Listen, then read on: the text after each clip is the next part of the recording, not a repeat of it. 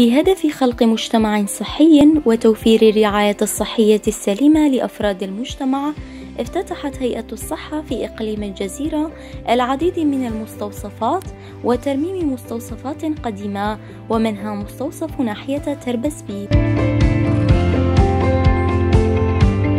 يعتبر ترميم وافتتاح مستوصف تربسبي خطوة مهمة في المنطقة، وبحسب الإدارية في المستوصف شفين صالح فإنه بات مقصدا لكافة العوائل التي تلقى الرعاية والاهتمام والتخلص من تكاليف العيادات الخاصة وتوفير لقاحات الأطفال الدورية. دس بيكي إنه مستوصف برينهام فعلوا بس نقوم تفعيلات كامل إهمال جلكتي ذهبوا بشتيري في برياخ وصر استيلام كر ترميم كامل جيرتشيكرن عقد بدكتورة جريدان إنها الجماعة دكتورة داخلية ودكتورة أطفال يجي وكارتي مشاندين وكمستوصف شار ممرض فني صيدلية فني مخبرة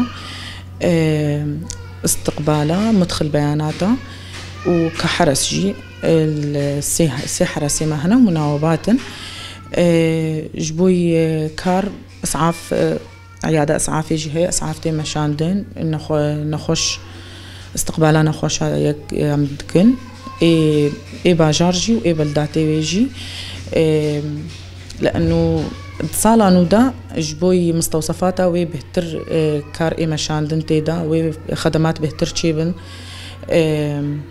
بشكي زحمة يما جبوي درمانا هيا بما انه حدود تفقرتينا. وعن أهمية المستوصف في المنطقة تحدثت لنا الممرضة سمية الحبيب بالقول. بالنسبة للمستوصف تم تفعيله تقريبا من قرابة شهر، وتلقينا كتير إقبال من قبل الشعب. بالنسبة للمراكز الصحية اللي هون ناحيتنا متوفرة كالهلال الأحمر ومستوصفنا هون يخفف على الشعب، هالشي خفف على الشعب كتير بالنسبة لمراجعتهم للعيادات الخاصة والقامشلي. وبالنسبة لمستوصفنا هون يتم استقبال الحالات الإسعافية ومتفاعل عنا العيادة الداخلية وعيادة الأطفال. تتم المعاينات العادية اليومية واستقبال الحالات الإسعافية بشكل يومي، يقدم مركزنا الأدوية من خلال المعاينات. ويوجد كمان مركزنا هون لقاح الأطفال الدوري ولقاح كورونا كمان متوفر عنا هون بالمركز. والإقبال على المستوصف يعني تلقينا إقبال بشكل واسع، يعني باليوم تتم معاينة بالنسبة للداخلية شيء لا يقل عن 35 مريض، والأطفال كذلك يعني نفس الشيء، إقبال واسع. واللقاح هذا يعني بشكل دوري بالنسبة للأمهات يوفر عليها أن الروحة على القامشلي.